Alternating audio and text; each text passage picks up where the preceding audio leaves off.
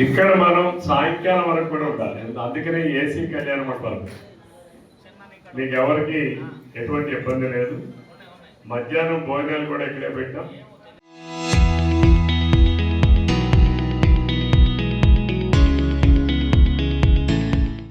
అలాగే కాఫీ టీలు కూడా పెట్టమని చెప్పాం.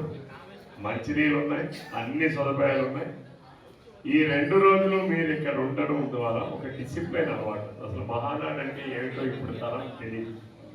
ఇది ఎందుకు చేస్తున్నామో తెలియదు, ఎవరి కోసం చేస్తున్నామో తెలియదు.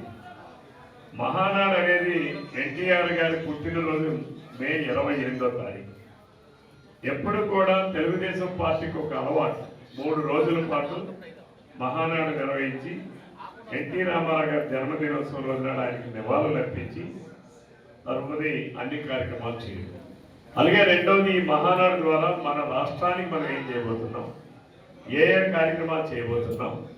రాబోయే 2047 నాటికి ఆంధ్రప్రదేశ్ రాష్ట్రం ఉన్నతమైనటువంటి రాష్ట్రం, భారతదేశంలోనే అన్ని రంగాల్లో కూడా మొదటి రాష్ట్రంగా తయారు కావాలంటే ఇప్పటి నుంచే మనం ప్రణాళికలు ఏ రకంగా వేసుకుంటాం, దశ దిశ తీర్మానాల ద్వారా తెలియచెప్పేది మనం.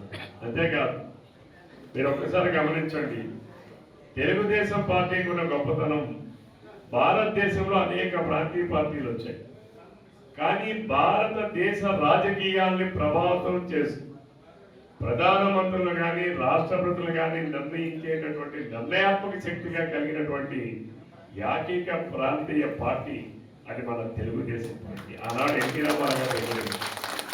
కాంగ్రెస్ పార్టీ చాలా బలంగా ఉండేది దేశంలో, ఇప్పుడు చాలా దగ్గర బలహీనమైంది. బలంగా ఉన్న రోజుల్లో కాంగ్రెస్కి వ్యతిరేకంగా అన్ని రాజకీయ పార్టీల్ని, ప్రాంతీయ పార్టీల్ని ఒక ప్లాట్ఫామ్ మీదకి తీసుకొచ్చి 1989లో నేషనల్ ఫ్రంట్ అనేటటువంటి ఒక ఫ్రంట్ను ఏర్పాటు చేసి ఆ రోజు కాంగ్రెస్ పార్టీకి వ్యతిరేకంగా ఒక ప్రభుత్వాన్ని ఏర్పాటు చేసినటువంటి మహానాయకుడు ఆ రోజు ఎన్టీ రామారావు. తర్వాత మరలా చంద్రబాబు నాయుడు గారు. ఈరోజు భారతీయ జనతా పార్టీ గతంలో 9 సంవత్సరాల అధికారంలో ఉందంటే ఆ రోజు మన తెలుగుదేశం పార్టీ ఇచ్చినటువంటి అండదండ. ఈరోజు కూడా కేంద్రంలో కూడా మనం అండదండలతో ఉన్నాం. అందుకనే ఈరోజు రాష్ట్రానికి అనేక పరిశ్రమలు వస్తున్నాయి. మనం కూడా చూసాం. కలిసి ఉంటే ఏ రకంగా ఉంది, విడిపోతే ఏ రకంగా ఇబ్బంది పడ్డామనేది గడిచిన 5 సంవత్సరాలు మనం చూసాం. రాష్ట్రం ఏ రకంగా ఇబ్బంది పడింది, రాష్ట్రం ఏ రకంగా విధ్వంసమైంది, అన్ని రంగాల్ని ఏ రకంగా జగన్మోహన్ రెడ్డి నాయకత్వంలో గడిచిన 5 సంవత్సరాలు ఏ రకంగా రాష్ట్రం సర్వనాశనం అయింది అనేది అర్థం. మనం ఎక్కడక్కల్లా ఈరోజు మన నియోజకవర్గమే తీసుకున్నాం. ఇదే ప్రభుత్వం గడిచిన 5 సంవత్సరాలు కూడా నడిచాయి, కానీ ఎక్కడా ఒక రోడ్డు వేసిన పాపన పోలేదు, ఒక గొంత కప్పిన పాపన పోలేదు, ఒక మున్సిపాలిటీలో పనులు లేవు, ఒక వీధిలో ట్రైన్ కట్టిన పరిస్థితి లేదు, ఒక రోడ్డు వేసిన పరిస్థితి. మరి ఈరోజు ప్రభుత్వం మళ్ళీ వచ్చాం. ఈరోజు అనేక అభివృద్ధి కార్యక్రమాలు చేస్తున్నాం, అనేక సంక్షేమ కార్యక్రమాలు చేస్తున్నాం. ఒక పక్కన స్కూల్ బిల్డింగ్లు నిర్మిస్తున్నాం, హాస్పిటల్ బిల్డింగ్లు నిర్మిస్తున్నాం, కాలేజీ బిల్డింగ్లు నిర్మిస్తున్నాం.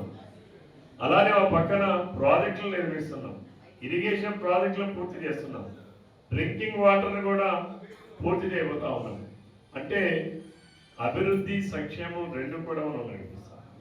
మరి ఇదే ఆదాయం గతంలో ఏమైంది, ఎక్కడికి వెళ్ళింది, ఎందులోకి వెళ్ళింది?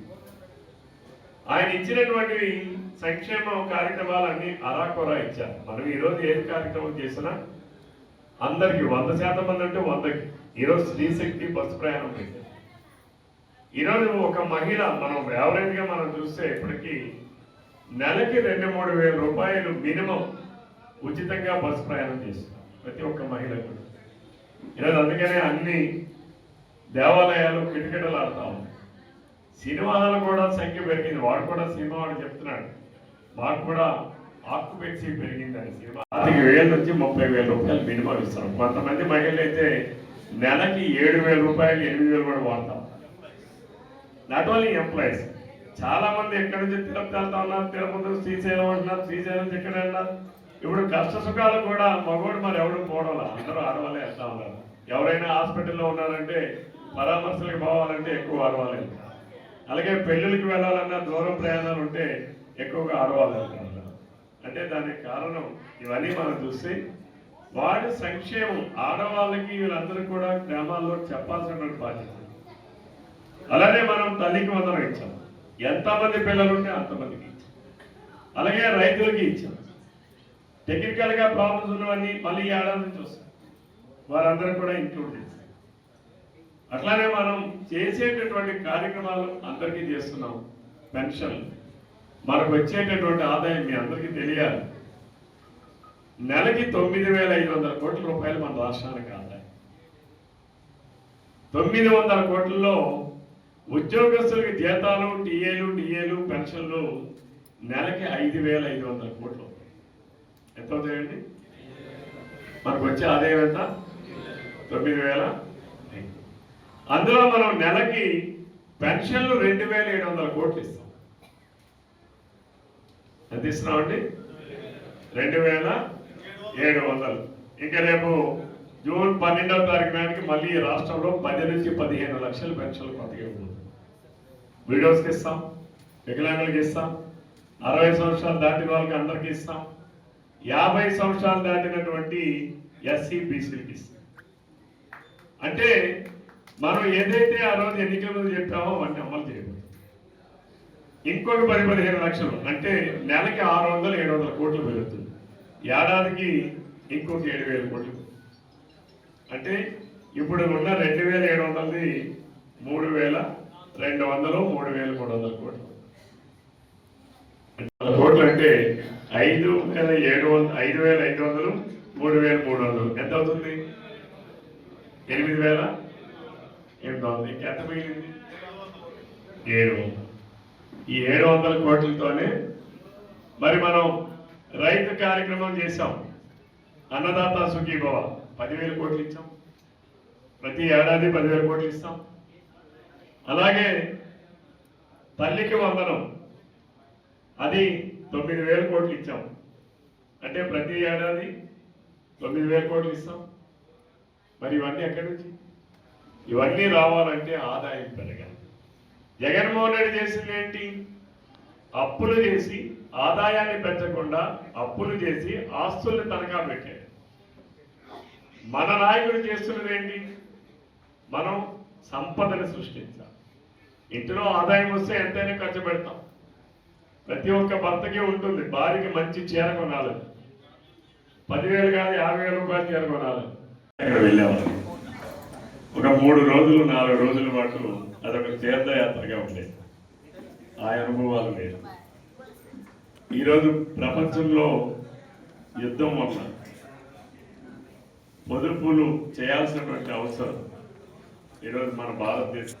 ఏమిటి పొదుపులు అంటే ఇప్పుడు మనకు కావాల్సిన డబ్బులు పొదుపు కాదు, petrol diesel. Please, petrol diesel.